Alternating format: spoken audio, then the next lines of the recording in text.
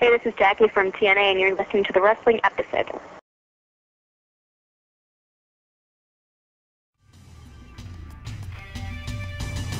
You're listening to Interactive Wrestling Radio, featuring the Interactive Interview, courtesy of WrestlingEpicenter.com. Right now. And what a tumultuous week we had. Just got done with Royal Rumble, as well as I'd say a pretty stellar Raw that happened the past week.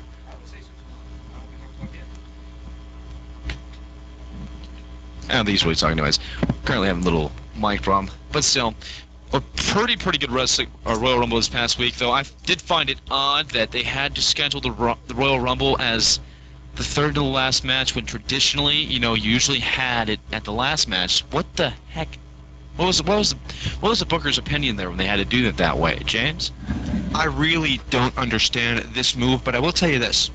That really killed the crowd by the last match, because once you have an hour-long match that just wears the crowd out, then another high-energy main event match right after it, with no bumper match at all, the crowd was completely dead for Angle against Mark Henry. Yeah, it's just not a smart. It's just not a smart move in general. But you have to at least, to save the show, at least they brought out the Undertaker at the end. He rode on the badass chariot. Right. Lightning strikes the ring, and then. Yeah, that was freaking phenomenal. You and me were talking over the weekend about the lack of WWE production, and that pretty much silenced any claim that you had at that point. Well, I'm gonna have to cut you guys off just for a second here, because guess what? We've got Francine. Oh. We've got her live. Francine, are you with us? Hi, yes, I'm right here. How are you? Hell yeah. How's it going? Oh, yeah. I'm great, Francine. How about yourself? I'm doing wonderful, thank you.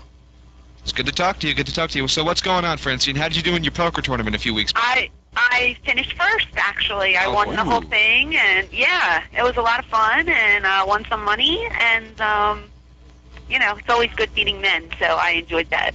Yeah. Yeah. Coincidentally, probably the night before you had your poker tournament, I had my weekend one. I actually came in fourth, but I kept on. My chip stack was pretty much 8-1 compared to everybody else. They had 4 guys carrying all the chips I had, and I ended up blowing away because looks like Brendan can't call, or he can never raise. He only calls when he has a chip stack that high. So I still won $65, but I probably could have took home at least $220. Well, what happened with me? We were down to our last 7 players, and I was getting no cards whatsoever. And then I finally, I only had 700 chips left. They start you with 1,500, and I only had about 700 left. And I made a move, and I went all in with a Jack 9 suited, I think. And somebody actually called me with a 6-9 suited, and what was it actually. I don't even remember what it was, but from that moment on, it just went uphill, and I just started kicking people out left and right, and then it was just heads up with me and this one guy, Joe, who's a member of my site, and we went head-to-head for about 15, 20 minutes.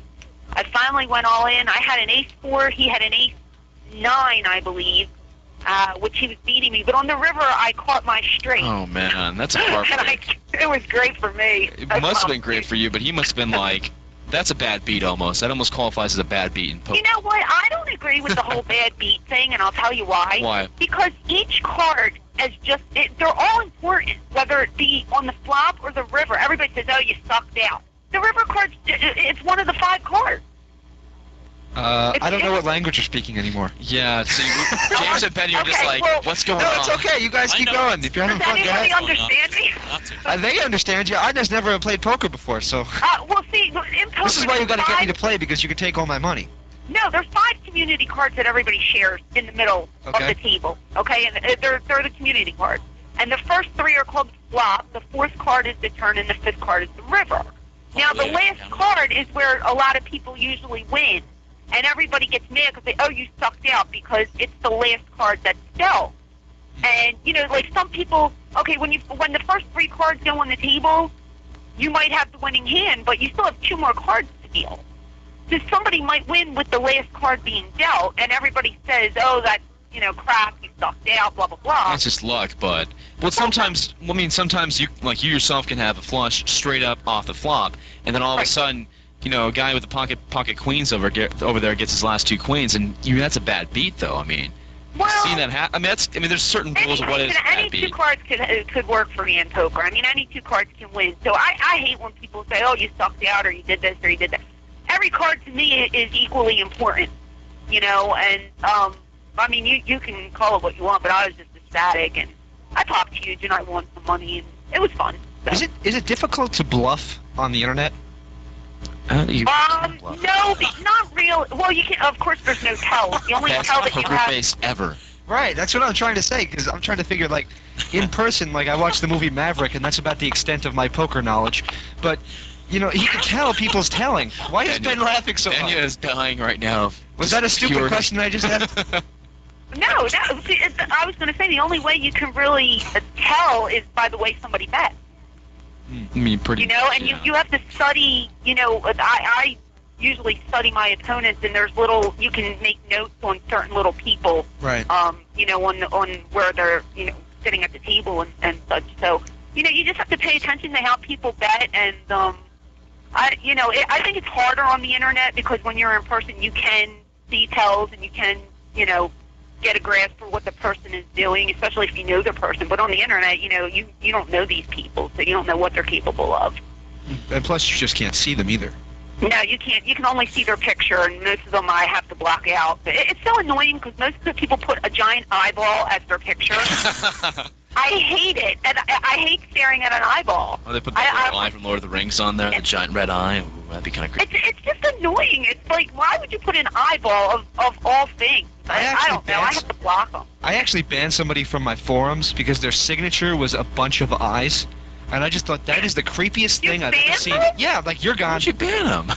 Well, that's so not cool. What is that about? Let me explain that. They were all pictures of Marty Jannetty's eyes, and we all suspected this person was a stalker of his. Oh, well, all right. You have to go into detail on that one. You have to go into instincts on that one. Yeah, that one kind of freaked me out. I saw it that morning. I go, all right, you're gone. That's enough. Oh. You've had enough. The show has derailed officially. Yes. Well, if Marty actually gets like a piece of paper with his eyeballs taped to it, with the different letters cut out in a cryptic message, then you're going to have to worry. But actually, the forum members, it's a bunch of females, and they all love him. They're all like, they all loved him when they were, 15 or so. So they collected a whole bunch of poems that they all wrote, and they sent it to him as a birthday gift. Oh, that's so sweet. Come on. Which I think that's kind of really cute. Yeah. I think it's nice. By the way, if anybody's out there, please go in there and check out this forum on the website, because there is some crazy stuff in there. Marty gets in great detail about his personal life. It's just hysterical to read this stuff. Oh, does he? Oh, I'm going to have to go and read some stuff. And the funny thing is, though, he also is that he double posts. He's himself, and he has a second username. And the second username is Mustafa Shady, which is his cat. What? He posts why are you under giving his that cat. away? What? It's all your secret now. It's no. Everybody knows. Okay, everybody knows. Oh, everybody knows. I was going to say, is that his, kayfabe? No, he goes in there and he pretends he's a cat. And then he asks them for pictures of other cats. Marty Jannetty, what do you do in your spare time? I think you should ban that. Oh, boy. That sounds kind of creepy, too. Maybe as a cat. It's funny. I don't know, dude. I don't know. No, it's cute. But, yeah, so I did well on the poker thing, and I'm actually just getting ready. Tomorrow I have a pay-per-view in Philadelphia to go to. What company is that? That is for, and don't laugh because I will punch you all in the face, it is for Wet Wrestling. Ben is in the other room. Yeah, I know you're all dying. No, Ben cut my mic. Ben cut his mic so we could laugh. Ben had to turn to the side and just kind of let out a small chuckle right there, but... It's a new company. This is their second pay-per-view. It is at the... I hate saying this, the Alhambra Arena. It's Alhambra Arena? Alhambra, whatever it's called. Like you say, it's the ECW Arena. It's the ECW Arena. It's actually a double-header. We're going to have the Dangerous Women of Wrestling show first, and then the Wet Wrestling pay-per-view is second. And I am on the second pay-per-view. Is that like women's wrestling only? Yeah, yeah. Oh, although Nini's wrestling on the first show. All right. Nini's on the first show wrestling Amy Lee, who I love Amy to death. But the second show, it's kind of like a themed thing. Like the first pay-per-view they had, it was like it was women in prison was the theme, and they all they all broke out, so to speak, and they had like cops dragging them to the ring, and everybody was in the orange jumper gear. It was a cute concept. And then tomorrow is a schoolgirl theme. So I'm kind of the MC of the event, and I am the headmistress or the principal or the head teacher or whatever you want to call it. So I'm going to MC it. Let me ask you something, Francine. You brought up the Sure. ECW arena. Does this have to do? Is this similar to the Wrestling Fantasy Camp I keep hearing so much about that you're going to be a part of? Oh no, this is different. No, the Wrestling Fantasy Camp is Todd Gordon's idea, and he had called me up and gave me the concept, and I told him I would love to be a part of it. That's kind of like the baseball fantasy camps that they do. What you do is you pay your fee, and you actually get to kind of be trained. But I mean, I wouldn't say these kids are going to be trained as full wrestlers. But you get to work out with like if your idol's Raven or if your idol is Scorpio, or there's going to be more names added. Scorpio's going to be there. Yes, Scorpio just got added on, and there's going to be another. Where has he been? He's overseas. I believe he lives does he live in England, or he lives somewhere overseas? The only reason I ask is because if you go to our guest questions thing, he's like one of the top requested guests that we can get, and I'm trying to get him, but I'm like, I don't even know where he lives. He doesn't live in the States anymore, but he is coming in for this seminar thing that we're doing. It's from a Wednesday to a Sunday. And you pay your money, and you get to work out. Say you pick Scorpio, so you get to work out a match with him. And it's either myself or Bill Alfonso. You can pick as a manager. So you might. What's that? Nothing. I said that's a tough. How can you resist the whistle? Come on now. Oh yeah. Everybody loves Fonzie. I'm a big Can you hit him? myself. No. No, because he would be on your team. Yeah, So okay. Can I hit him anyway, though? unless you turn on your manager, that happens. Yeah, sure. I mean, unless you're turning heel, I mean, that could work out to your advantage. Yeah, I don't really. I've seen a bump. I don't know how the storyline goes for this, but you get to train, and then you train for a couple days. Then we have a big banquet where we all eat, and we have a dinner together. And then on that Saturday is when we do a show, and you actually get to walk through a curtain with your ring music and your valet or your manager or whatever you're doing, and you wrestle the match with your idol, and then you have that on DVD to take home with you.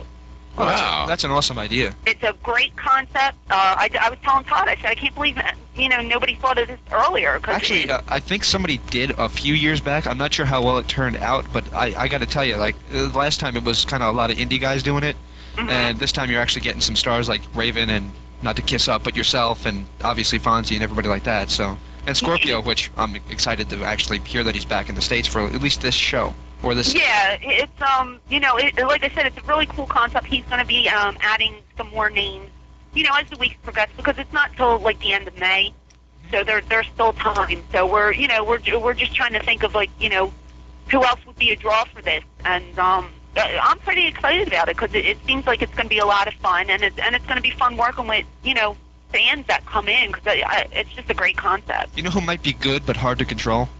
Sandman. I know how to control Sandman. Okay. As long as you're Believe there. me, James, since I've been on this show, did I tell you the story about Sandman from the last Hardcore Homecoming show? Is that when you were wearing a G-string and he walked into your hotel room? Well, yeah, but that's a different story. The story about when we were actually flying home? No, you did not. Okay, I'll make it quick because I always run over on your show, and I'm very sorry for it. But No, it's awesome. I want to hear this. I just want to hear the story because it sounds. It's a great You story. had me a G-string. Yeah, you had me. That's another story that I could tell at another time. But so we're leaving. We did a 2-night loop for Shane Douglas and the Hardcore Homecoming, and we did Pittsburgh and Cleveland. And everybody went out and partied the night before. I went to bed. I think it was probably about 5:30 in the morning. I fell asleep, and I had to wake up at 7:30 for my flight. What's the point of going to Sounds sleep? like last week for me. I was just so exhausted. I just wanted to lay down for a couple hours. You know what I mean? Just a little bit. So as I lay down, there's a bang at my door, and it's Sandman. Oh, boy. Oh man. Girl, let's open the door. And I'm like, I open. Well, first my phone was ringing. I did not answer it, and then he's banging on my door. So I go to the door, and I'm like, Hack, I gotta go to sleep. I'm so tired. Please just go to your room. He's like, you want to hang out? I'm like, no, I don't want to hang out. Get out of here. I said, wake up in 2 hours, and you got to go to the airport. Well, long story short, we're all at the airport, and it's Southwest, and I don't know if you ever flew Southwest, God. but you have to there's no seating, I can see It's Benya first come, quoting right first now. serve. Yeah. I'm sorry? I can see Benya just going, oh, God, Southwest. It's just, it's first come, first serve. We got there in ample time because, it's just crazy when you have the ECW boys, you just want to get everybody together and just go because you don't know what'll happen. What are those security checks like? Well, yeah, that's another story. But, so anyway... If I see Sandman and maybe Balls Mahoney walking through, you guys are going to get pulled over. We already have got pulled over. Okay. And I had to stick everything down my bra and my panties. And that's another story, which I can tell at another day. It went from but like anyway, a sequel to like a trilogy, and now it's like a grand opera. every week I just tell you a story about Sandman because I have a million of them. But The so Sandman I'm in Chronicles. line trying, I'm getting on the plane, and then they call, they call Section A, and I'm the first person in Section B line. Well, out of nowhere, I hear, "Girl, I've been looking for you," and I'm standing there, and he comes walking over, but he comes to the front of the line and not the back. Oh, And he's God. talking so loud. And I'm like, "Heck, please be quiet because you're drawing attention." And he was still drunk from the night before. He never slept. So the lady comes over, and she says to me, "I'm not laying on the plane. He's bombed." But point blank, he's drunk. He's not getting on the plane. So now, me being witty and, I'm thinking on my feet, I pull her to the side, and I explain to her that we're professional wrestlers and that the night before he got knocked out and he was unconscious and he suffered a really bad concussion and he hasn't slept. Wow. I said, and I said, and if you please let him on the plane and seat him next to me, I will make sure he's okay for the rest of the flight. And she let him on, and he slept on top of me for the whole plane ride. Yeah. I've seen the most comfortable plane ride you've ever had, huh? It was great, and Meanie took a picture with his camera phone, and I put it on the website because it was just hysterical. He was just laying all over me. But I mean, we take care of each other, and I'll help out anybody in that locker room because they're my family still. I don't care how much time has elapsed. I love them. Oh, that's awesome, though. But I love Hack, and he's awesome, and he's a great entertainer, and I'm looking for anytime I get to work with one of those guys. I'm so excited. So this weekend's going to be great. The weekend for that fantasy camp is going to be wonderful. Fantastic. Can't wait to... Well, we're looking forward to it. Right now, we're going to take a break, Francine. You want to stay around just for another segment? Sure. Cool. World, this is Wrestling Epicenter on the Blaze 1260 AM. We're going to go to a quick commercial break right now. Did you know that you don't even have to... Hey, what's going on? Are you looking to stay up to date with all the news and sports information you can handle? The Blaze 1260 AM offers news updates at the top of the hour, Monday through Thursday, with sports updates at the bottom of the hour every day. So keep your dial locked on the Blaze 1260 AM, your source for all the news and sports you can handle. Do not attempt to adjust your dial. You are listening to the Blaze 1260 AM. Arizona State University's original alternative station. How hot is hot?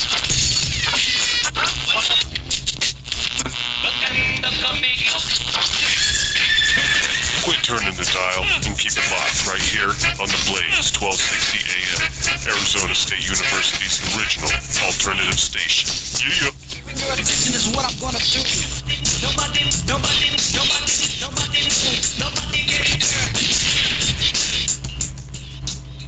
Welcome back to Wrestling Epicenter. Welcome back to the Wrestling Epicenter here on the Blaze 1260 AM. We're still here with the Queen of Extreme, Francine. Just a little bit of news I want to give you guys who may have just tuned in. Later on, we're going to be joined by Jackie Gayda. For those of you who tuned in to hear Superstar Billy Graham, we're trying to get that for next week. We apologize. Billy was unavailable today when he was supposed to do it. We've already talked to WWE, and it looks like we're going to have him next week. So keep your fingers crossed, and that means that you can still submit questions at WrestlingEpicenter.com. And we just got done hearing a crazy story about the Sandman. I was thinking, every other week, what's this? Put the Sandman Chronicles, I got a lot of them. I mean, you probably get at least like over 1 billion of these things. Just I worked with them for almost 7 years. I mean, I got to believe every road trip there's got to be one story from it. There's a lot of stories about a lot of different people. A lot of them I cannot repeat, but there's a lot of good ones out there. So, Well, this is why you got to write a book.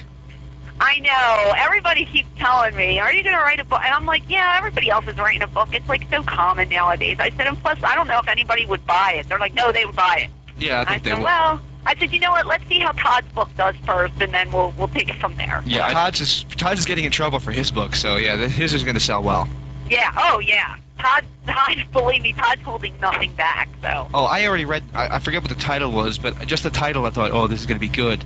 And Vince instantaneously sent him some kind of a cease and desist letter, which is ridiculous. You can't do anything nowadays.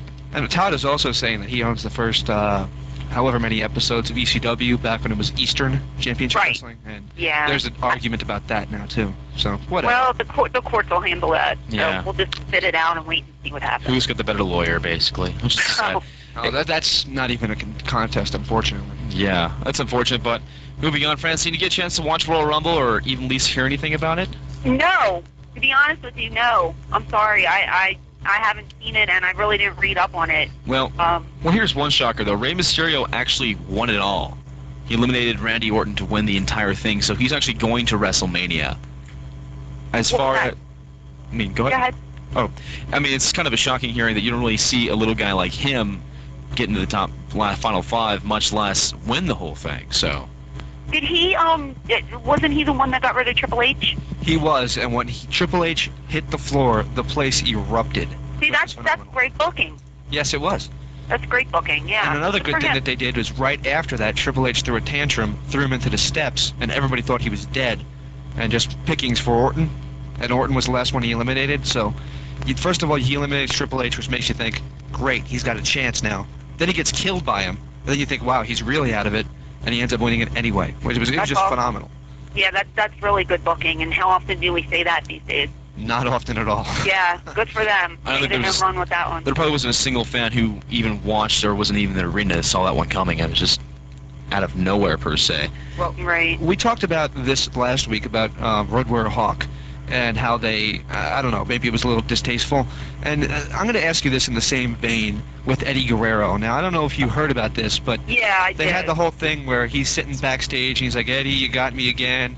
And we're going to go to, I'm going to jump ahead a segment. We were going to talk about this next segment, but on SmackDown, Randy Orton is cutting a promo on Mysterio, and actually says, Eddie, why are you looking up when you're talking to Eddie? When you're talking to Eddie, Ray, why are you looking up when you're talking to Eddie? You know he's burning in hell. Yeah, I'm not a fan of that. I don't like that at all. It's just cheap heat. Yeah, that's somebody. There's somebody out there, Eddie's wife, who, if she heard that, might not appreciate it very much. Chavo works in that locker room. Yeah. Or in the company. Him as well. I don't know. To me, they cross the line on so many different topics. I think there's a way to do things, and it's still fresh. He's not even buried that long. You know what I mean? It's only been like 2 months. Yeah, I don't know. I just they could have went another route. I mean, there's all different kinds of ways to get heat. Why do you have to use a guy that was so well liked and respected by everybody? And I know it's a work. I know nobody means what they're saying, but that's kind of touchy. Right a week after, though. A week after Eddie died, they were having the lowrider in the aisleway as kind of a tribute for a couple weeks afterwards. And Big Show actually spit on the lowrider, which a lot of people were upset about as well. And if these things keep happening and the boys keep getting upset with the booking, maybe they should just change it and stop mentioning it, because, it's... Why did Big Show spit on it? I thought he was babyface. He was a heel because he was wrestling Mysterio that night. Oh, see, you got me, man. I don't know. It's SmackDown. It's that forgotten show that everybody doesn't. Yeah. Okay. All right, I gotcha. Yeah. I mean, I don't know. It's like two different worlds over there. I don't know what's going on. Right. Well, like I said, nothing is untouchable with Vince. So, he finds a way to make money off of like everything. Speaking of being untouchable with Vince, we want to take this story. It just broke today, a little bit before we went on the air. I'm going to let Brendan Brooks actually read the story for me. We're going to do this basically like your traditional news style. We're going to give this credit to WrestlingObserver.com. A report today in Palm Beach Post claims that a tanning booth attendant in the Tanzabar Tanning Salon in Boca Raton lists Vince McMahon as having groped her and sexually harassed her. Oh, now, McMahon lives in Boca Raton at the Excelsior, and what the hell? I mean, I know you can kind of grope your female wrestling people on the show, but as opposed to a tanning booth, I mean, come on. Did you read the follow-up story to that? Because I did. What's the follow-up story? The girl is claiming that Vince showed her nude pictures of him on his cell phone. That's the fourth time Ben's interrupted live. I don't know if he carries around pictures of himself naked talking on his cell, or if he had pictures of him naked in his cell. I wasn't sure. I probably want to see what I have. Yeah, like which way did that go? I'm not really sure about that. He's got the grapefruits, as he used to say. Yeah. Well, whatever. And so then they asked like Stephanie for a comment. Yeah. And she's like, well, I didn't hear anything about it. Well, here's the script actually. His wife Linda claimed that the claim is quote totally bizarre. And daughter Stephanie McMahon confirmed that he does go to tanning beds, but he's out. Buffalo. Tatanka. Buffalo. Yeah, I cannot do an Indian growl with crap. And Goldust made his return, and also had another match the following night on Raw. So did Eugene, but no one cares about Yeah, that's why I mentioned Eugene, because you know what? I just don't care about Eugene right now. Most people don't. I will say this, though. I love the fact that you just referenced WWE Superstars 1993 record. Phenomenal. Tatanka Buffalo is actually the name of a song on this CD, and it is the most offensive album or song ever written. I love it. I listen to it. He owns it. And I do own it. And I do too, which I'm ashamed of. I hear that song, and it gets stuck in my head, and I then want to kill everyone in my path. Because it is their fault. It is society's fault. It is fair to say that you are on the warpath with it? You're on the warpath? Yeah. That's terrible. That's terrible. You're going to hell. Good thing you're a Rangers fan and not a Blackhawks fan, okay? And that'd be... Well, if you're a Blackhawks fan, why do you even bother? But the Rangers... 3-1 over Pittsburgh. I know no one cares, but I do. It's Pittsburgh, too. No one cares about Pittsburgh either. Let me ask you guys, Rumble match. Right. I'm the biggest mark for the Royal Rumble match each and every year. Probably more so than I should be, because I just love the concept and I love that kind of stuff. It's really cool to me. That whole idea of the Rumble, always been my favorite. I agree with you, but this is really weird though, and I actually got on the phone and called my friend Patrick, who hosts the Weekend Warriors show, and said, Patrick, the Rumble match isn't last this year. And he was dumbfounded by it, and as was I. I think everyone was dumbfounded by it. That's always been tradition. You always have the Rumble match as the last match of the night. Right, absolutely. That's like the icing on the cake, you know? Right. That's what everyone came for. They didn't come to see Kurt Angle defeating Mark Henry. Right. Now, we were talking about Vince a little earlier, and let's talk about these backstage segments involving Vince McMahon and the Divas. Am I the only one who's not impressed by them? No. No, that's pretty much all three of us. So pretty much, I don't think there's a single person who watches the show that's actually impressed by them. Absolutely not. I don't know. I mean, maybe if it was Ric Flair doing it, because, you know, it's Ric Flair, and that's what he does. Right. I mean, he's a pimp like that. Mm-hmm. But McMahon, you kind of get this, like, ew, get off me. Yeah, I mean, they did a tattoo looking at contest or some stuff like that. Watch it. Well, yeah. Watch it. I'll believe you somehow. Yes, yeah, you will. And then Victoria shows him her tattoo, and he's like, "Oh, there's a crack in it." There's a crack in it. Ha ha. Great fun. Great Vince. Very funny. Very funny. He probably thought that one all was on his own, huh? Yeah, probably did. I don't know. This whole thing was stupid. The only funny thing that they missed to say was that the Divas were giving all the boys blue balls, and nobody made a pun about it. We resisted. That's why. It's too easy. Should have been easy. Did anyone happen to catch? I saw it happen, and I did a double take. When they were doing, it was one of the two segments during the drawing of numbers, where I believe it was the Big Show had already drawn his number, and Rey Mysterio's coming in. Watch in the background, Victoria puts in 2 more numbers. She puts in 2 more balls to pick, and it might have been Triple H and Randy Orton. I'm not sure which one it was. However, if you watch the scenes, you'll see it. And my general theory is, what the hell are you doing? One, the numbers. Maybe 30 balls couldn't fit in there at once. Maybe there's a hidden sexual reference in that little thing right there. I have possibly. No idea. She was hiding blue ball. I can't go into this. Oh, like I said, the whole pun of blue balls is easy to go for because it's kind of like, you know. It's funny though if somebody would have picked up on it. It's like Mark Madden, who was an announcer for WCW, would not have let that one get by him. Oh no, Mark Madden wouldn't either. Didn't he just suffer through a heart attack too? Yeah, he just suffered a heart attack on Sunday night, as a matter of fact, after he is a manager of some kind of hockey league or hockey team, and his team was obviously not doing so well, and he freaked out and suffered a minor heart attack, drove himself to the hospital. He's all right. And his sports show. He drove himself to the hospital. That's awesome. So he's all right. So obviously he's not that bad. He's not that bad, but he'll be back on the radio and doing his sports show on Thursday, which is good to hear. Players. However, we did lose a WCW alumni in Emery Hale, if anybody remembers who this guy was. He was a big, bald guy that was on Saturday Night a lot, and Jimmy Hart managed him, and unfortunately he passed away on Sunday, which my thoughts and prayers go out to his family. Wrapping up the Royal Rumble match itself. Sorry to cut in on such a Not a sad problem, man. note. Yeah. I mean, well, you don't want to stay down too long. Emery Hale. Yeah. Well, but wrapping up the Royal Rumble match itself, it was a bit, you notice in the past 6 or 7 years, every participant has a purpose, and usually it builds off of a storyline in some form. Booker T was in there for 17 seconds and had no real purpose whatsoever other than getting dumped unceremoniously. You look at a guy like Lashley. Well, Booker T's been hurt, though, dude. Yeah, I mean, Booker T was wearing a girdle, in case you didn't know. That's the But I'll whole tell you thing what, about though, the it was long cool to pants. see him wear those pants with the flames on the sides, at least. It's back to Harlem Heat days. Hell yeah, bring it back. Biggest point I can make about what I didn't understand in the booking in the Rumble. Biggest one. What's that? Lashley. Lashley. Here's our Again? homegrown Goldberg once again, and he gets in there and he basically kills Sylvan, throwing him over the top rope really quickly. But Kane and the Big Show are in the ring at the same time. They double choke slam Lashley, and then he's gone. Nothing. A minute and a half later, Big Show and Kane are straddling on the ropes against each other, and Triple H throws him out. Doesn't really mean anything to Triple H's career to throw out two giants. Nope. What would it have meant to Lashley if, here's a scenario, Lashley's the one who throws them out, and then Triple H, the experienced cerebral assassin, comes up and dumps out the youngster and says something to the extent of, hey, you did good, you threw out the biggest guys in the match, but I'm smarter than you are. He didn't throw out the best.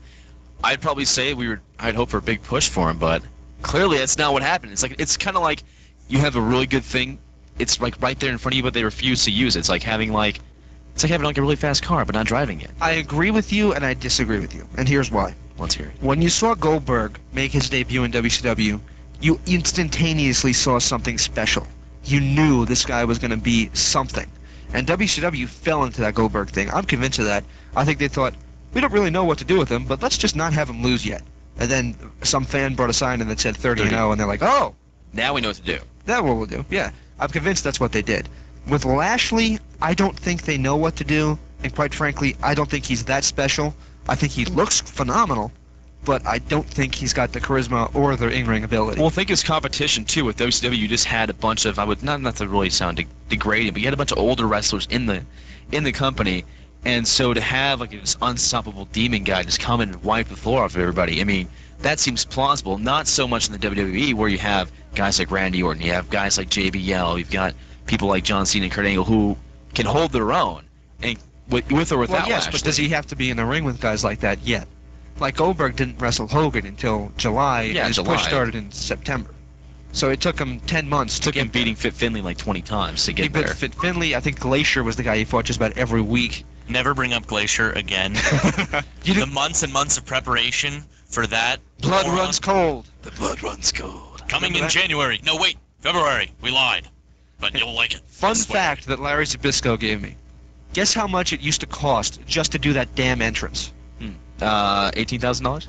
$1 $250,000 every time they did that entrance. for a guy who could perform to Quite frankly, maybe I don't think they 11. paid him $250,000. Wow. Speaking of a $250,000 entrance, next match on the card, the WWE Championship, John Cena defeats Edge to reclaim his WWE title, which a lot of people saw coming. Hey, Edge didn't go back to the old belt. He still had the spinner belt. Gee, that Right. wasn't obvious. Oh, yeah. Cena comes out on the catwalk, shoots off confetti, there's fireworks. It was there's all cool this entrance, but crap. it didn't really do anything. Yeah, No. what was the point? Am I Shawn Michaels at WrestleMania 12? Coming That from the entrance was rafters? cool, though. Was it meant to be, the crowd's back on his side because he has confetti and pyro, and I support him. I kind of figure that's a bit standard for most wrestling entrances. A little pyro here, confetti there. I mean, Yeah, but he kind of what's the deal? Let's have a party. Kind of came down from the ceiling or something. I don't remember. I don't know if you remember his entrance. That should show you how much of an impact it made on me. The match, lackluster. It was better than the other match, the next match that we'll get to. It wasn't bad. I think the only thing that saved me from being really, really pissed off at the end of this card was the fact that after the match between Edge and Cena, if you remember the promo from last Monday night, Cena said, after I beat Edge for the title, you're going to go date Hacksaw Jim Duggan and he's going to call you a hoe. Guess who comes walking up to Lita backstage? Oh. Good old Hacksaw. That right there was worth the price of admission just to see one of everyone's favorite wrestlers throughout time, Hacksaw Jim Duggan, just calling broken ribs or not, as we've seen it before on WCW. It's not like he might be hard up for money or whatever it is, but the guy's he's fun. You can't hate him. You like him. And for that reason alone, it was hysterical to see him. It just, even if he hadn't said it, even if he had just, hinted to the fact that he was going to say his catchphrase, you would have in some way smiled, and that's one of the good things. Or if he just got the 2x4, just sort of like knocked it on Edge's head just ever so slightly and just kind of laughed at him. Just the appearance of him would have been good enough for anybody else. But the fact was, Edge walked away, and Lita's like, "What the hell are you doing here?" And you just pan over and you see Hacksaw, and I just busted out laughing right then and there. Because I thought, oh, that promo was actually pretty funny, which I don't usually give Cena credit for. And there's Hacksaw, which made it even better. I love that part. I loved that part of it, even though I hate the fact that Cena got the belt back. I will complain about one thing. Cena getting the belt back didn't really shock me. They're still trying to make something with him with the title. Might be a mistake, but who knows at this point. Why all of a sudden is the STFU, or the STF, as most people know it, becoming this great move? It's like, there are two things that bother me with this rivalry. One was the use of the STFU, which was the finish of the match. Edge tapped out. Right. That's wonderful. And then the whole R-rated superstar character developed what seems like over 1 week, and then there was a t-shirt for it, and then they kept using it. The problem, the crowd doesn't care. You can call yourself the Jackass Brigade, and they still they care more. And that probably should have been evidenced by the t-shirt sales alone. I mean, if it's not going to sell, chances are your gimmick is probably going to suck. The rated R superstar. Wow, I'm going to buy that. Is this a t-shirt that looks like the parental guidance or parental pretty much, advisory? Yeah. That's the Randy Orton t-shirt, This one's just kind of like the rated R logo you would see on a movie. Wow. It looks like a Steve Austin shirt, to be honest, but it's Edge wearing it, so it takes out all credibility. You know what? Pretty much. I'm sorry. I love Edge. I wish he would have kept the belt. Ratings went way up when he won that title. If you look, last week's Raw and this week's Raw, to be fair, both did a 4.5 rating, which during this down period is phenomenal for them to get, especially when a month ago we were wondering if they were going to drop into the 2s because they were in the low 3s. So this was definitely good to give Edge the belt. I'm unfortunately going to see him drop down the card a bit and Triple H take his spot, which is unfortunate because Triple H should be in the 1A spot. And Edge should be the one carrying the heel banner. As always, in the final match of the evening, Kurt Angle defeating, Mark Henry to retain his belt. Could the crowd have cared less? I think they're already heading to their car. They're already heading to the parking lot after the John Cena match. Roll up. Here's the deal. Here's the deal, and I said this before we went on the air, and I'll say it again for everybody to hear. You have a match, or let's go back to one of my favorite WrestleManias, even though I hate most of the matches on there, which I don't understand why it's my favorite, but maybe it's just a Hogan and Rock match. WrestleMania 18, okay? Hogan and Rock steals the show. Nobody expected it. Well, maybe they did expect it because, guess what? They had a bumper match. The crowd needed a chance to catch their breath, and unfortunately they sent Lita and Trish out there and to a dead crowd because the crowd just was incredibly exhausted after the Hogan Rock match, which just blew everybody's mind. The last match on the card at least had some crowd reaction despite the stupidest storyline ever. You ran over my puppy! What the hell is that? I hate that Triple H Chris Jericho feud. I hated that feud. I hated it. Why is he playing second? Why is Chris Jericho playing second fiddle to Stephanie McMahon when he's the world champion? He shouldn't have to. Well, anyway, that's another story. Yeah, they had a bumper match. They had a bumper match to let the crowd catch their breath. There was no bumper match, and this match just really stunk it up. And the only cool thing was seeing the Undertaker come out and basically cool promo, and that was it. He didn't even say a word. He doesn't have to say a word. Just have some dark music, low lightning, have the ring collapse, and bam. The lightning hit the ring and it collapsed. That was a great visual. What do you think of that, Ben? I liked the lightning hitting. If you saw it on the pay-per-view cast, which I'm sure most of the people who saw it did see it on the pay-per-view cast, they also timed it well. You can tell that there was a bit of a digital effect, not just with the lightning pyro, which made it look a little bit cooler in the sense of, and then the announcer's reaction. If you're a censor, now I'm watching you guys. I will cut you off if you do this to me. Mother. Yeah. No, don't do it. I'm not going to, but I'm just giving an example. If you're a censor, you're sitting back saying, good show, good show. All of a sudden, Taz just comes out with the holy you-know-what, and holy bleep. The censors get but the bleep is after it, and it's like, oh dang, we screwed up. That's like mass control problem, though. That's TV stuff. Sorry, I went on a rant there, but you know what though? It's really senseless at some points during a pay-per-view because you can tell what they're going to say anyway. Like S, and you hear the S and you hear the T. Well, duh. What do you think he said? it's just the context of it. You can't say it anyways. It was just really cool to look at, and James actually got a chance to show me, replay it to me again, because I didn't get a chance to see Royal Rumble, because thank you, Tempe Improv. But I got a chance to see it on there, and it was just like, wow, that was awesome. Hats off to the WWE production team. They always, week in, week out, perform very, very well. Right now, guys, we're going to take a quick commercial break. You're listening to the Wrestling Epicenter, only on the Blaze, 1260 AM. In the archives at WrestlingEpicenter.com and InteractiveWrestlingRadio.com, our exclusive interview with the one and only Mickie James as we talk about her music career and what it was like to wrestle at Wrestlemania. Oh, it was surreal.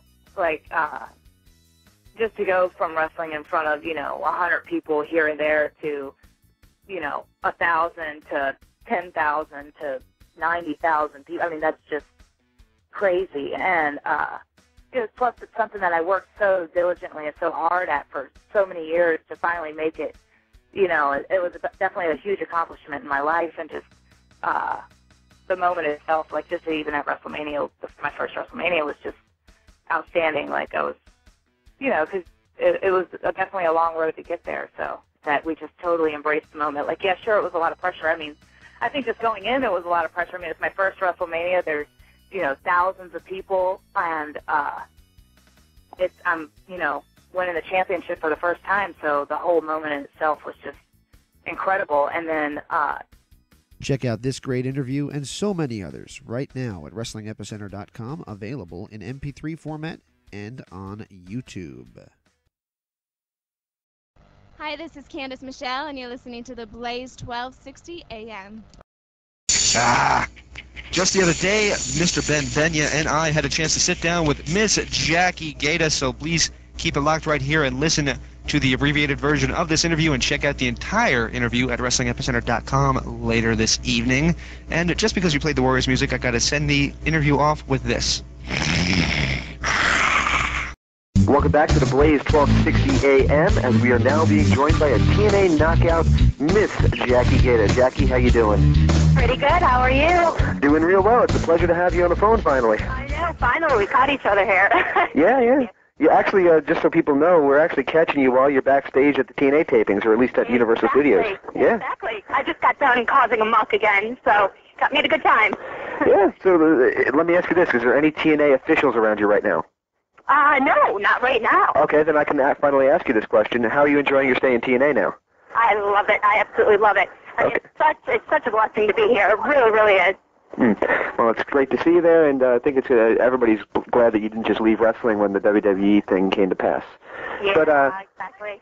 Well, we go kind of... Yeah. Sorry, go ahead. We go kind of in a chronological order here, so let me ask you this question. What exactly possessed you to send in your audition tape for Tough Enough? Honestly, I'm still asking myself that question. Joking. No, really, I was in college actually pursuing my broadcast journalism degree, and it's one of those things where I'd watched wrestling with my dad in the past, past years, but never really followed it that closely. But I was watching Raw one evening, actually with an ex-boyfriend of mine, and he said, hey, why not just send in your tape to do this? And, along with the 9 million other things going on in my life, I'm like, well, why not? Kind of didn't think of anything of it, and then lo and behold, it just snowballed from there completely, and I am where I am today. Ben? Now, Jackie, let me ask you, because a lot of us have this thing, we always want to live the dream. What was it like stepping out in front of a live arena for the WWE for the very first time at the pinnacle of wrestling? What was it like? Oh boy, excitement and nervousness, I guess, are the best words that you can use to describe it. I mean, it was a rush, an ultimate rush. I guess that's the best word to put it into. It was really, really very surreal. I mean, you think it's just me, you're just yourself going out there, just living day to day, and one thing after another happens, and before you know it, you're performing live in front of thousands and thousands of people. And for me, a sport that I never in a million years thought that I would ever pursue, and it was just a really, really, really big rush.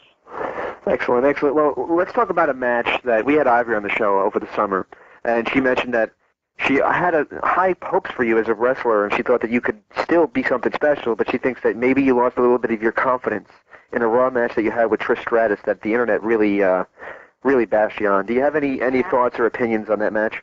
You know what? First and foremost, I always say you don't take an NFL player who has never thrown a football one time, never, ran for yardage, and only done it for approximately 2 months, right, and throw him into an NFL game, maybe a play game, whatever you want to call it.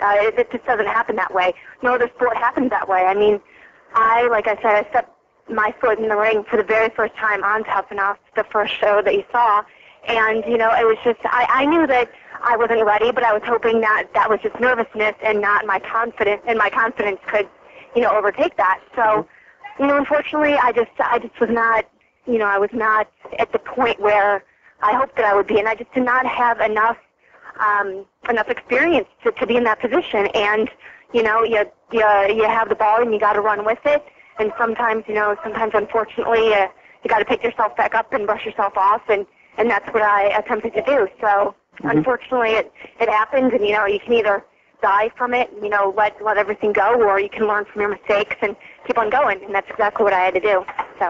Do you feel that did hinder your confidence in yourself as terms of a female wrestler at that point, though? Maybe a little bit, but nothing that I couldn't bounce back from. I think if anything, it made me stronger because I had something to prove now even much more. So. Excellent, excellent. Now, Jackie, going into Tough Enough with you, a lot of people admired your courage and your heart when you battled through basically an injury that would have gotten you out of the competition. A lot of people go home with injuries all the time. How did you manage to make the adjustment while hurt to still compete, to still be an active participant in the Tough Enough contest? It was something where I said, I'm coming to do this no matter what. I'm not going to give up. They're going to tell me that I have to go home. I'm not going to make that decision for myself. And actually, Big actually told me, he pulled me aside outside of all the cameras and everything, and basically said, it'd be wise of you to maybe step aside and leave at this point. And I said, definitely not. I said, this is not what I came to do. I'd gone thus far, and I wasn't about to give up at this point. And I'd worked through injuries before. I've been an athlete my whole life. Nothing that severe, of course, but it just, I said, basically, damn it, I'm not going home yet. You're going to have to kick me out the door. How does it feel to step in the TNA arena and see some of your old Tough Enough alumni? I was actually laughing about that the other day. There are 4 of us here, actually. I said, I think we're all migrating over here. Actually, little Jess Ward, who is actually in the production TNA here, who's also on the 2nd season. Also, Kenny King, you've seen pop up in a few matches here and there for TNA. And also, Morgan is actually rumored to possibly be showing up here one of these next few months. So I think he'd be kind of neat. It's kind of like a reunion. Yeah, I think Matt Morgan would be a great addition for TNA because compared to the other guys in TNA, he's just so big. Oh, exactly. And that is a great thing, and it leaves a lot of opportunity for him. However, that's going to be something that he's really going to have to adjust to. Like you said, a lot of the guys are the same size. Jeez, excuse me. What is that? Some sort of buzzer, I have no idea what. Big crane coming down on your head, I have no idea. Oh, wow. Anything happens around here. But I don't know. I think it'd be a great thing. So. Now you were in WWE. You've made your appearance, and one of the big topics that comes around for the WWE divas. Did the WWE ever confront you about getting breast augmentation surgery? You know what? I did that before they ever had a chance to. That's something that, for instance, I know, Stacey's probably one of the few, if not the only natural girl along. And, it's all, they never confronted me personally, like I said, because it was already an issue that was taken care of. But, no, they didn't have to. Huh. Well, speaking of staying... I don't doubt that they would if it was an issue. I can tell you that much. Yeah, probably not. Speaking of that area... We have Queen of Extreme Francine. I'm sure you've heard of her. She actually co-hosts our live shows. And this week we got into an interesting discussion about what happened on Raw a few weeks ago where Lita popped out. And I know that there was an incident where you popped out. And personally, I find it really ghoulish that the internet takes these pictures up and acts like it's the greatest thing since sliced bread. But what is your opinion of it? You are. Well, what is your opinion of it? You know, things like that are going to happen. It's live TV, and you can only do what you can do to prevent it. And let me tell you, that's the only day, whether I've been doing a match in front of 5 people on the independent circuit or something way huge, way huger than a pay-per-view WrestleMania. And I mean, I've always glued in, but for some reason that day, it just didn't happen, and I learned my lesson the hard way, so to speak. But like I said, I mean, it's live TV, and you have a little bit of a delay. And I'm trying to cover those things when they happen, but it doesn't surprise me that the internet would do something like that, just because of the fact that they report on the good, the bad, and the ugly. Is reported. So Bubba Ray Dudley is now yelling obscene things to me. I'm sorry. In the same vein, going along with the same basic concept, you got to figure when in WWE, Tori Wilson, Sable, Chyna, Christy Hemme, they all posed for Playboy. And a lot of the wrestling fans thought that you, or they actually thought or hoped that you were going to follow suit. Were there any comments to do this? You know what? I was actually, that was one of the things in my career that may have steered me one way or another from actually being there at this present day. The Playboy is great. The girls do it are beautiful. Have a lot of confidence and just complete beauty to them. And maybe someday it could be for me. I was actually approached to do it right around when WrestleMania 20 hit, when we did that Playboy evening gown match. And right at that point in time in my career, I'm a firm believer of there should be a right time and a right place to do it. And right then and there, it just wasn't the right time for me. Like I said, not to say that I would never do it, but there's also other things in my life that I want to pursue as far as on-camera work and media work goes, and some time probably get back into the realm of broadcast journalism and be an on-air personnel. And I just know, looking forward to my future and my future career, that there are certain things that you have to look at in your portfolio, so to speak, and some things that you do can really help you, and other things can really hinder you in that. And like I said, just looking ahead, I kind of saw that may hinder more than help. And like I said, it just wasn't the right time or the right place for me to do it. So who knows? Maybe in another few years, maybe this year, you never know. It might be the right time. But when I was asked a few years ago, it just wasn't the right time to do. So. We actually had Charlie Haas on the show the day after you guys got released. But let me ask you this question: when did you and Charlie end up hitting it off? End up what? I'm sorry. Hitting it off, getting together, whatever you want to phrase it as. Oh. when we ended up started dating, you mean? Yeah. Yeah. Okay. We actually. I'm sorry, my phone's sitting up. We actually. Let's see. I can tell you the exact date. It was May 18th of let's see, what would it be? 03 then? No, 04. 04, I'm sorry.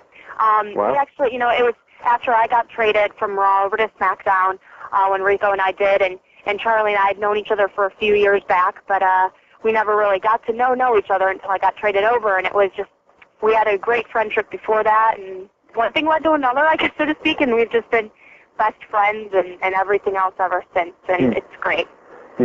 How about one of our favorites on this show, Rico? How did you enjoy working with Rico?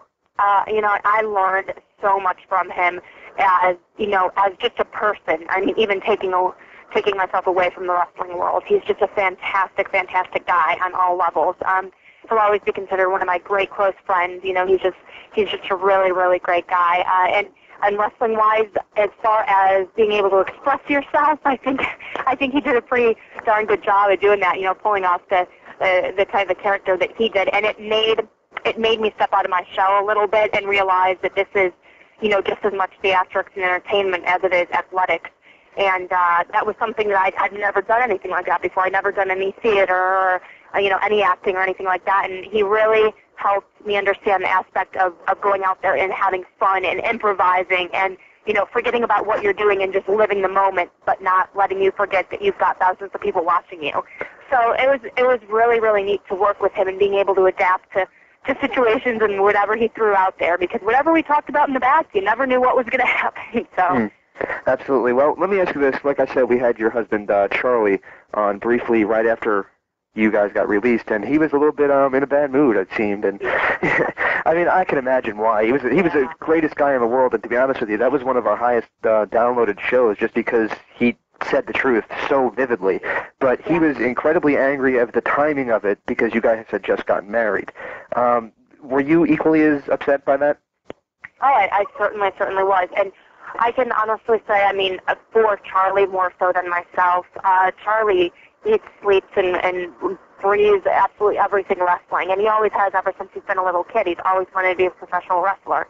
And then, with his entire history and everything, and, and being an amateur wrestler first and foremost before stepping out into the professional world of wrestling, I mean, it's just his livelihood. And he was absolutely crushed when people, I think this is more so than anything, absolutely crushed that, people that he's close to in the business, not by their fault, and I mean, upper office people, that, everybody's kind of, worrying a bit, oh, there are releases coming, this, that, whatever else, and, and everybody's, not like Charlie was ever worried because he never thought that he had a reason to be, but it was just such an utter shock because neither one of us thought that we were on the bubble, nor did we have any reason to think so. And, it's just after you have these talks about how exactly what you said, like with our marriage, they're such strong advocates of saying, you guys are together more than you're with your own family at home. If, of course, if it's not a relationship where you're creating an affair type of situation or, anything like that. But, if the happier you can be on the road and the happier you can be, we are fully in support of that. And unfortunately, it just came around, and I guess you just kind of have to question and wonder within the past 2 years that there's been 6 couples either married or seriously involved as engaged, and today there's either only one of those the parts of the couple employed or neither of them by that company. And it just, I mean, I don't know if that has anything to do with it or not, but it's just it's a little strange, but it really was shocking when it happened. And everything happens for a reason, but that was just, we just didn't really see, a reason. Everybody has their reasons, and, this person tells you it's for this reason, and this person tells you it's for this reason, and when you can't physically get a straight answer, that's just something that's a lot more frustrating. So. Yeah, I'd imagine that would be, but speaking of the backstage WWE atmosphere, compare that with the atmosphere that you're in now with TNA. Oh, this is so fun-loving. You go to work and you enjoy it, and you can't wait until, what you're doing next. And for me, you're a lot more involved here. I love, personally, the storyline. What we're doing, we're going back to actually telling a story and not shoving, a 6-month program into a half of a segment, and that's just something that, not to put blame on any other companies, but, the world of wrestling just seemed to get so fast-paced and so just everything happens boom, boom, boom, boom, boom, and the fans don't even get a chance to absorb anything. Whereas at this atmosphere, it's a little even slower than what you think, but the big thing in the wrestling business, when you think you're going way too slow, you're going right speed. And, we're really taking a storyline here and, and drawing it out, and it's becoming interesting, just enough. You get just enough until, okay, what's really going on here, and then you move to the next level. In addition to, it's like I said, it's just the atmosphere in general. You can speak your mind. You don't have to worry about it. Of course, with respect and everything. But it's just. Yeah, you can't just come in there and say this sucks. Oh man, I mean, you can come in here and do your job and have fun and enjoy the people that you're really working with, and and you're not afraid to step back and go, hey, wait a second, I don't really know if I feel it this way. Can we kind of do this? You get the gist of things and you fly with it, and that also I think really helps you grow, as an entertainer as well. Now, you don't have to spoil this story for us or anything, but we're interested. We're very interested. One of the more compelling stories TNA has going right now. Do you know where your angle with Jeff Jarrett is headed? Dun, dun, dun. Do I know? Actually, I would love to know, but it changes every week. No, I'm just joking. So, I mean, we know the gist of where it's going and everything, and I do. I'm not going to spoil anything. I'm sorry. Good, you don't have to. You didn't pay me enough. No, I'm just kidding. So, but it definitely is. It's got a lot of twists and turns in it, and it's something that, it's not just your normal, this person is, she slept with him and got, this on her or whatever. It encompasses a lot having to do with the entire company and a lot of things that aren't going to be expected. And that's why it slightly kind of changes from week to week, or there's different inputs brought in from week to week, which makes it really interesting, and, you got to keep on the up and up with it. So. Well, we're all very curious to see what exactly was on the audio tape you gave to Yeah, we'll have to see about that. So, well, yeah, you mentioned a couple of... Yeah, yeah, your answers. Well, just a few minutes ago, you mentioned storylines that went by really quickly, and one of the ones we talked about with Charlie, which caused him to go a little bit irate and name names, was the Armageddon 2000, I believe it was 4, story where he pretty much called you and Dawn Marie sluts, and we thought turned to heel, and then 2 months later he's a face again. You know what? All I can say about that is, you know, the storyline went on for a few months, and let me say that when the storyline began, Paul Heyman was there. When it abruptly ended, that no one had a clue about, Paul Heyman was not. I think, you know, in my own opinion, I can say this, you know, there's a certain essence about his writing that you can tell that he, you know, is an old school type of writer, a wrestling writer, and that's what we started out with, and unfortunately did not get to finish up the storyline with. So, in addition to that, like I said, having a few months of, you know, kind of building and building and building, and then the day of the pay-per-view, Dawn and I running around backstage going, we have absolutely no idea what we're supposed to portray in this match because we don't know what the heck's going on, you know, and that's just, I hate to say it, but that was just kind of how it ended, and unfortunately it did, because so many good things could have came with that. I mean, in addition to anything, with the whole Rico angle, with anything, and don't even get me started about Charlie and Shelton and Kurt, you know, just them alone. Right. So, yeah, unfortunately, I mean, it was great. It's something that we always joke about, that we're going to be able to sit back and show our kids that one day, you know. Maybe not the outcome until they get a bit older, but hey, I know, we were as baffled as the fans were about that one. We still know that one. We were actually afraid that it might have hindered him ever going back to WWE, because he goes, yeah, Dave Lagana, good job, man, good job. And I was like, oh, wow. Yeah. Yeah, I mean, people have their opinion about him. That's all I'll say with that one. Yeah. Well, speaking of that, rumors on the internet is that Charlie might be going back. Is that true? There's a right time and a right place for everything, and he's been talking to, you know, of course, TNA as well as WWE, and right now it looks like he may be going a different direction than I am. But you know, for longevity, there's a lot of things that he has not, you know, done yet in his wrestling career, which includes singles wrestling and everything. And right now, I would not be surprised if you see him over there sooner versus later. So that would be excellent. Now, some big news broke the other day regarding the fact that there would be a Tna Knockout DVD coming out soon. What have you, one of the Tna Knockouts, heard about it? All I have heard about it is 2 weeks from now, big photo shoot. So, so all of us are like, great, a lot of leeway. So that's why I went on an extra jog this afternoon when I was done. Just kidding. No, there's actually, you know what, merchandise is such a huge part of the wrestling industry, and with TNA being big and huge up-and-coming company, I mean, that's something that, especially with the women, they have not really dipped into, because there have not been that many women yet, and of course, there only being 3 of us. But still, I think there's a lot of things that fans want to see, and you know, of course, which would involve, you know, the normal pro type stuff, you know, of course, or knockout stuff, whether it be, you know, photos or calendars or posters, or, you know, more along the lines of, like you're saying, DVDs. So you're definitely going to see a lot more merchandise coming out in the future, and I think the fans will be pretty happy with it. So we're doing a few things that'll be out there pretty soon. When you were going to broadcasting school, did you ever expect you'd end up being this diva-style model? Oh, never. I really didn't. I mean, I grew up as such a tomboy. I mean, all I did was run. I ran cross-country and track ever since 4th grade, all up until through the collegiate level when I entered the world of wrestling. And I mean, it was never something that modeling, anything like that was just never anything that I thought that I would pursue, you know. And even when I was going to broadcast journalism school, it was more so on the behind the scenes of, you know, just more of the writing and the production aspect of it. But now that I've been in front of the camera, you know, it's really great, because now I know I'm more interested in on-camera work, and I have that experience, and you know, in addition to being on live camera as well. So, but never in a million years. You can ask anybody I went to school with, and they'll just think of me as an athletic tomboy. That's it. So. With you and Gail Kim butting heads, might we see you step back in the squared circle, or I should say the 6-sided ring?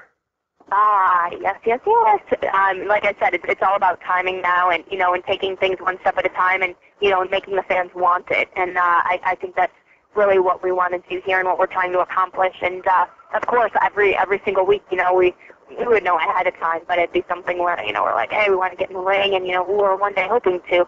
but we definitely will, one day. But it's just, like I said, it's all about pacing things right now, and definitely when there will be a match and when there will be more physicality, it'll be something that you guys are ready for and really wanting to see. And in addition with us, we can't wait until we get to do it. So, and I've never actually worked Gail in a match before. I've just rolled around at practice or whatever, but never actually a match.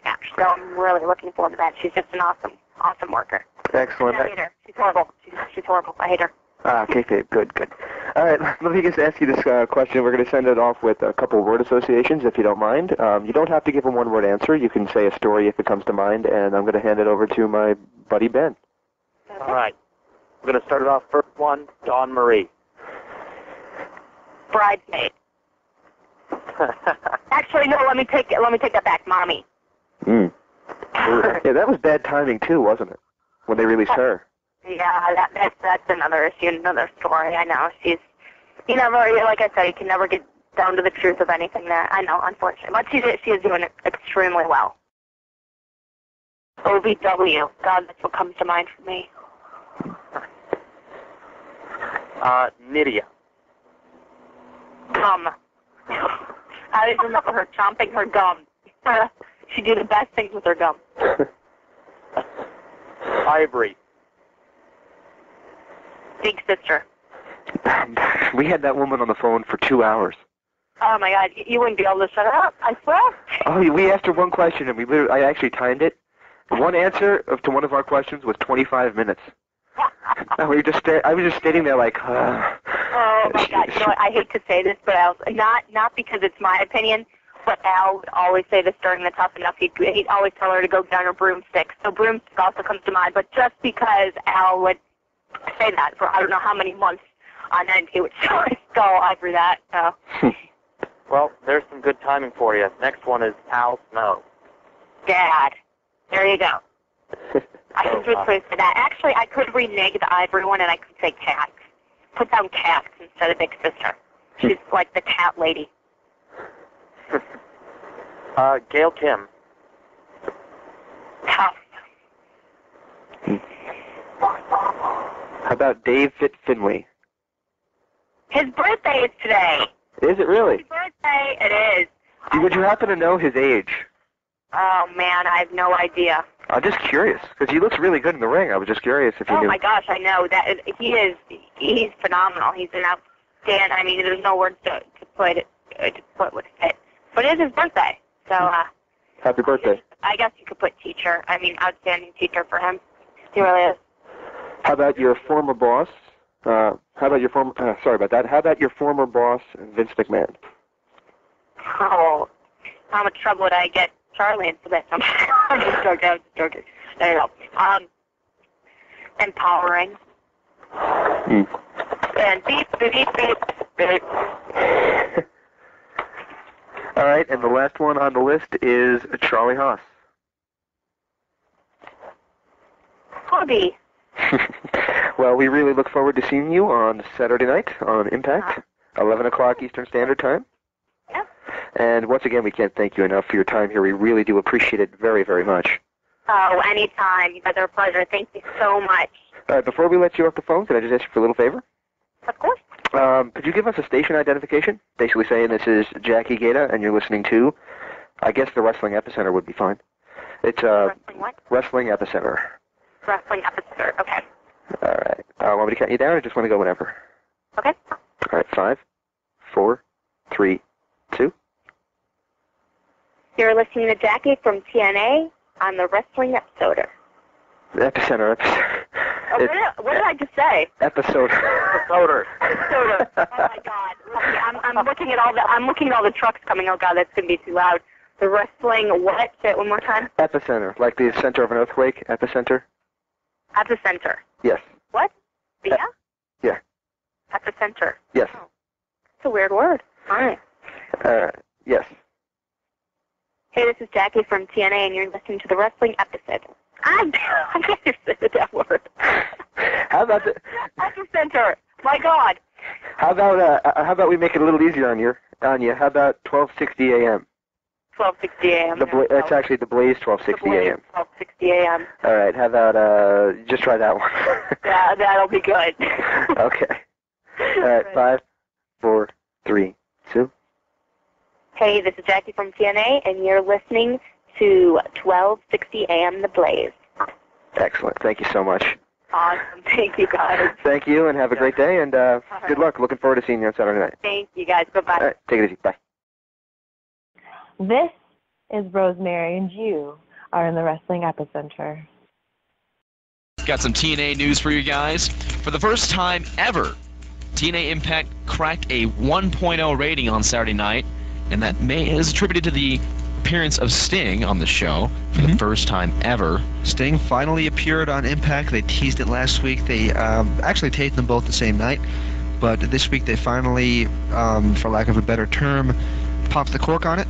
Glad I said cork.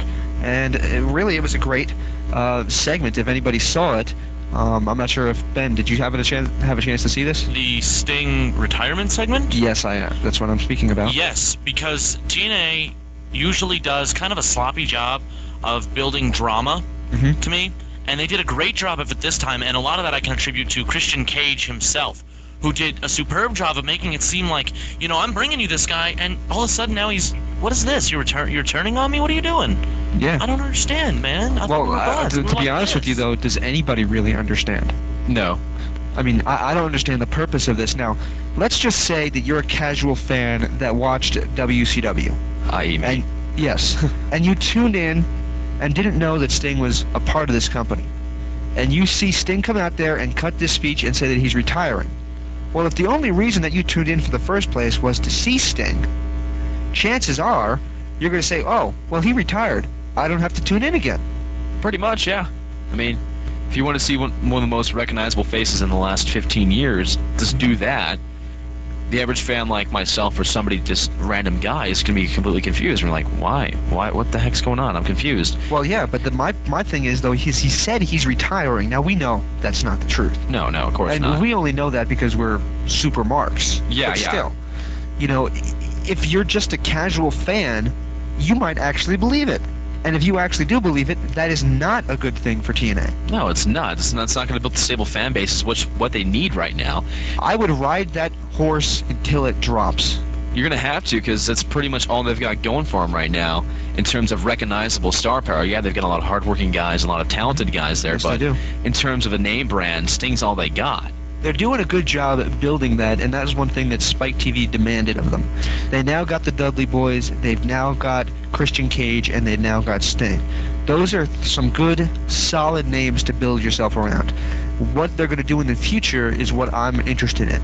Because, quite frankly, P.D. Williams against Alex Shelley is not going to sell out Madison Square Garden. Oh, it never will. It'll probably won't even sell out Glendale Arena, or not even Glendale. It won't even sell the new America West Arena back in the day. Go. 2 words. Yeah. Samoa Joe. You a big Samoa Joe mark? Here's a guy. I'm not a mark of his. I'll tell you what I think of him. Okay. I think the guy has real potential. I think his character of this kind of cold, complacent, cocky guy's he's just rude. He's a dick. I'll be honest. And can you say that? That particular character. That particular character works, but it works for a guy who has a good name, not Samoa Joe. Samoa Joe sells me pina colada. He sells me coffee. He does not beat me into the ground, and that's a problem. Now that'd be a good gimmick if he's selling coffee or a drink. If you don't drink his stuff, he's going to beat you in the ground and then pour it down your throat. Oh my God! Sorry, a little graphic. Are we talking about this now? We just did. We're talking about somebody named Joe selling you coffee. I'm sorry, I got coffee craving right now. Oh, great. But it turns out, though... Actually, though, I want somebody to go out there and play these games. Anybody that still has a working Nintendo 64, go ahead and pop in. I believe it's WCW versus NWO Revenge. Well, that was an awesome game. Yeah, that was a phenomenal game. That was the first game that had that engine, and it was copied. But back to the point, I think one of the fake wrestlers that they always put in, which never made any sense because their roster was so huge that they didn't need fake wrestlers, was actually named Samoa Joe. I can't remember. I have to go steal that game from my little brother because I think he still has a copy of it. But all in all, the important part is TNA reaches 1.0, which is starting to gave them a little bit of leverage against Spike TV to get to a better time slot. And as we speak, many TNA officials are in New York City. talking to TNA Spike TV officials, about getting a primetime spot on Thursday night. And I know Thursday nights, the rules of television are sort of becoming kind of thrown out the window now, but Thursday night has always been a tough spot for the past 10 or 15 years because of Friends, yada yada. What's on NBC, Seinfeld, of course. But if they do get it, though, it's going to become, hopefully they'll try to get the casual fans back in it, because that's where all the money's at. Well, here's the problem with TNA and their ratings right now. And Ben can just speak for this, because we were talking a little bit earlier about the action figures we collected as kids. Wrestling is predominantly watched by younger viewers. They can say that's not the case anymore. They can say that it's all college kids, but if you put a product on that is, it doesn't have to be a kid show. It just has to be not filthy. If they put that on the air, I promise you, I guarantee you, I guarantee you that this will be watched by families, and you will see a rating that rivals that of the WWE. They need to capitalize on the fact that Vince is doing live sex shows, and TNA could be the complete opposite. They could be family-friendly wrestling. And they can get your average guy to watch it still and not feel like he's feeling cheated or he feels like this is kid stuff. Put a bit more athleticism into it instead of just... That's the way it used to be. That's what it always... Yeah, well, that's the way it was back in the day until... I was a kid. I watched it. I didn't turn out that screwed up. And, I mean, then there was people that are my age now and a lot older that were watching it even then. Yeah, and they're fine. Right. It's just they need to draw the line in terms of what's right, what's entertaining, and what's just not exactly the thing you'd watch with your mother around. Allow me to take the helm on this real quick. It's not just the sex element that's causing a problem anymore. It isn't? I didn't get a chance to say this earlier. What? You brought up the Randy Orton thing talking about Eddie Guerrero. Mm-hmm. I have admiration and respect for Guerrero and the Guerrero lineage that wrestling has brought us. Right. And for that, living where I live also, it's a very interesting thing to see that this man is sort of like a god to these people. And it's really cool in that sense that there's somebody this admired in the community that even after death he can still be celebrated. However, that does not mean we throw his name out every 10 seconds we can. That does not mean Rey Mysterio can go on and be like, you got his Rumble number and, oh, Eddie, you got me again, man. Okay, that's nice. You know what? I shed a tear or two when I had to watch the Eddie Guerrero tribute specials. I think we all did. And that was unfortunate. But then to continue this for Triple H to, be, I'm the devil himself, if Guerrero's and Randy Orton saying he's burning in hell. Thank you very much for reaffirming the belief that there is no shame in this company. Because, you know what? I hate to say this. I hate to put it in these kind of terms, but if that's the way I can get the message across, he's dead. He died 3 months ago. It's unfortunate, but let's celebrate his life without using it as a hell of an merchandising Without tool. selling a T-shirt, we can do that. I got a hell of an idea. If they want to market it and give money to the family, you know what? Put together a Best of Eddie Guerrero compilation. I know there's one out there now called the Cheating Life, Stealing Death, or whatever it was, or whatever the other opposite way. Flip that, reverse it, whatever the Willy Wonka phrase is. But, there's ways you can make money with this guy and give the money to the family without running his name and saying he's burning in hell. And to me, it's cheap, and it's not something I want to see. And the rate they actually came with that DVD. Was it how long? The time period between his death and to the time they came out the DVD had it been less than a month. The DVD actually was released almost a year earlier. His book was released, scheduled to be released at the end of the year. Here's they a little pushed fun it back fact for again. everybody. A little fun fact for everybody. About 2 weeks after he died, we were supposed to interview Eddie Guerrero. Ooh. Yeah. And I mean, obviously, I'm not upset about the fact I didn't get the interview. I'm more upset about the fact that he was a guy that was, one of my favorites. Wasn't my favorite, but was one of my favorites. I absolutely admired his ability, and now they're just kind of doing this whole burning in hell thing. And you know what? There's a reason I didn't watch the Attitude Era. It was cheap. It was easy. And there's a reason I don't like this stuff. It's cheap and it's easy. Going for the quick punch is not necessarily the easiest way to do it. No. You want a long-term audience to stay there, continue to watch it through faith, and not have to go the cheap and easy way to do it. And Ben mentioned living where we live, and there's a large Hispanic audience in this area. Luchador. Yes, there is, and we have Hispanic wrestling as well from Mexico on our Spanish channels. And if you actually look at the cable Nielsen ratings, which I actually study, what was the #1 show on Thursday and then Friday nights? in terms of the Spanish audience. SmackDown. It was SmackDown, and there's two Latin guys on the show, Ray and Eddie. And now just one. Right. And the crowd seemed to get behind anybody. There was an article recently in several publications, including a lot of the Hispanic ones in the area, about how successful the WWE's tour of Mexico was. Even WWE.com made a point to say this, because it was really something that the fans had the appreciation for, and it's great to see that kind of thing in press. It's just really, it's an inspirational, heartwarming kind of thing that doesn't need to be soured by cheap stabs at a man's personal life or his personal death. Yeah, I agree with that, and the bottom line is this. Somewhere out there, probably not more than 5 minutes away from where we are right now, is Eddie Guerrero's wife. And if she's not getting money by them using their name, then that's something to be shamed. And with that, we're going to close out this week's edition of the Wrestling Epicenter here on the Blaze 1260 AM. And Mr. Ben, or Mr. Brooks, we wish you guys a good night. Up next, though, we have the Peanut Gallery at 10:45 to midnight. During that time, though, we'll have Teal. He'll be on for the next half hour to 45 minutes. Once again, guys, everyone at the forums, everybody at WrestlingEpicenter.com, thank you for listening. And thank you for listening to The Blaze 1260 AM.